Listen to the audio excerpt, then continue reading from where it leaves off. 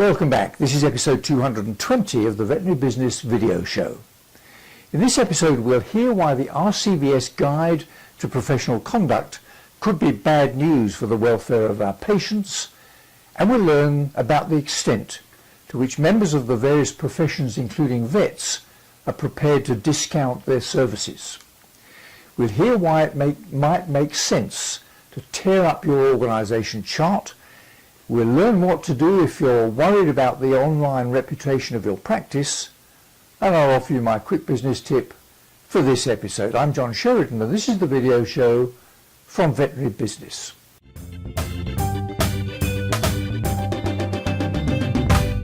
What's your view about offering a number of choices to a client about a clinical issue? It seems to me that most animal owners want to hear a clear, concise, professional recommendation which they can then accept or reject. Offering a choice of just one or two options is perfect when arranging appointment times or payment choices, but if the objective is to do what's needed by your patient, presenting a whole range of options with the pros and cons for each of them ensures that the treatment decision is made by the individual least qualified to do so on clinical grounds. Here's a clip from Dave Nichol, who suggests that the reference to offering clients several treatment choices in the RCVS Guide to Professional Conduct could be bad news for the patient's welfare. What I want to talk about today is not a question from you guys, it's a question that I'm posing to you guys, and I'm basing that on a publication by the Royal College of Veterinary Surgeons here in the United Kingdom. The Royal College of Veterinary Surgeons published a document called the Guide to Professional Conduct, and they've recently updated it to include or to update the section on informed consent. That is the process by which we obtain the consent of a client to undertake some form of medical intervention with their pet. And in that document it says that clients should receive awareness, or should be made aware of all of the various treatment options that are available for their pet. Now, laudable ambition, brilliant in the real world, or in a fantasy world where we had all the time in the world, where we had the best communication skills in the world, and we had pet owners who were smart enough to understand what it was we're trying to talk about, which is inherently quite a complex, ever-changing, dynamic environment. That might work. But in the real world, what we're doing is we're asking a lot of vets who are working with 10 or 15-minute appointments who have had no communication training to explain 3 or 4 different choices that may or may not work for their animal based on what they learned at university. And in doing so, I think what we're doing and what I've observed we're doing, and when I say observed, I mean observed in watching over 1,500, closing in on 2,000 different veterinary exams, what we are not just enabling, but we're asking our people to do so that they meet this Guide to Professional Conduct and they don't get in trouble, is to willingly and knowingly overwhelm clients with poorly presented information. And that leads to decision paralysis, and that leads to things like walkouts from the exam room, leads to miscommunications, leads to unhappy clients, leads to unhappy vets.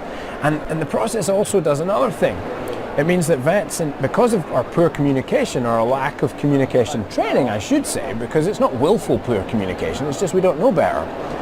What we wind up doing is we offer 3 options, typically. Or more. And we say option A has this advantage, this risk, and this price. Option B has this advantage, this risk, and this price. And option C has this advantage, this risk, and this price. And in doing that, we are talking about inherently complex, dynamic medical things that are really hard to explain in a 10 or 15-minute consultation appointment. So we overwhelm the client, and the clients make decisions based on either cost, or in a lot of cases, they don't make a decision at all. Now let's see who's on the video show soapbox. Ever since I became a vet way back in 1960, the message about our profession has been consistent and clear. We are frightened to charge properly for our professional services. In my 25 years as a clinician, I was probably as guilty as the rest of my profession. Little has changed over the years, and I was interested to come across this clip from Alan Robinson of Vet Dynamics, which includes some data from a Canadian study which looked at the extent to which members of the various professions, including vets, were prepared to discount their services. One of the statements we made earlier is that a lot of practices don't do well because they're financial or inability to produce good financial results. And this comes back to this mindset around money, profitability, etc. And one of the things practices do, well, three things that actually drive performance is one, the pricing structure, how we price our services. Not so much the products, because you buy a product, mark it up and resell it. It kind of has its own innate profitability factor. But services, my time in the consulting room, my time in the operating theatre, how do I value that and how do I put a price to it? No one seems to know how. Part of the exercise, we call it digital analysis. Vets say, I wonder what everyone else is charging, and charge something around that, making the assumption the other vets know what they're doing, which they don't. There was an interesting Canadian study, and they looked at various professions, at how much the professions discount their services. So as you can imagine, accountants, 0. Solicitors and lawyers, maybe 5%, but when you got to physiotherapists and osteopathy, you got to 10 to 15%, the more human-related professions. Vets, 41% discounting. So 41% of the work they're doing, they're discounting down below an achievable level. But they're actually discounting it down from a level that was unprofitable in the first place. And so this mindset around discounting is one, lack of knowledge of how we price stuff anyway. Most vets find the work they do relatively easy to deliver, and therefore they don't put much value on themselves, even though the client and the patient are getting massive value around that.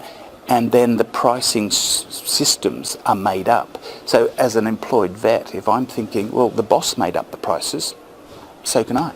So I just do what I think is right by the client and discount the pricing or not charge for that. And there's different ways of discounting. Equally, a lot of the pricing structures in place. So here's our primary consultation rate.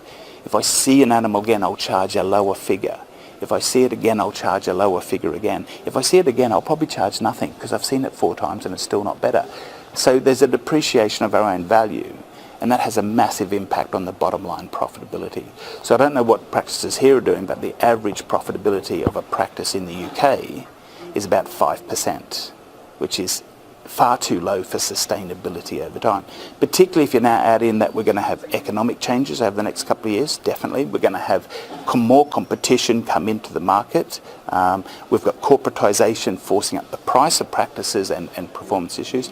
Then demographics is the other thing that's happening. Now we've got, interestingly, 3 demographic groups. You've got your millennials in the market, 30%. We've got our Gen Xers trying to manage them, 30%. We've got us old fogies, the boomers at back end, trying to sort of give wise advice, but we mucked it up in the first place. So none of that's going to work. And really the one that no one talks about is technology.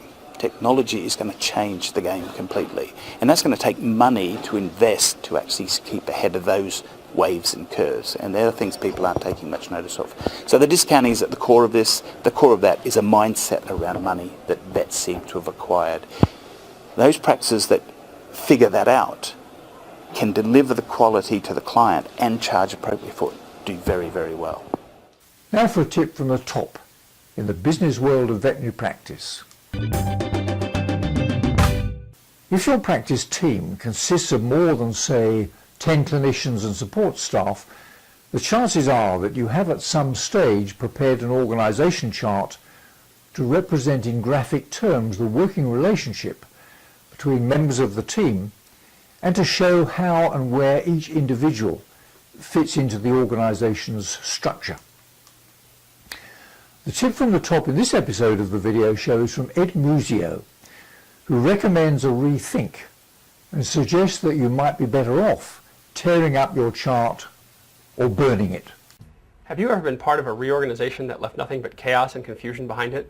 It happens often, and part of the reason it happens is because the org chart is often used inappropriately for decision making. Now I've drawn here a simple old-fashioned org chart. It's the same thing we've been using since the time of railway construction. That's right, the industrial era. Low tech, but we know how to use it. Here we have the boss with 3 managers. We'll call this one the manufacturing manager. We'll call this one the sales manager. And we'll call this one the customer service manager. Each of those has 3 direct reports. Total of 13 people in this picture. And if we talk about 4 people in management with 3 people under them, each one, that's a total of 12 links. That means in this picture, the number of links per person is equal to 1.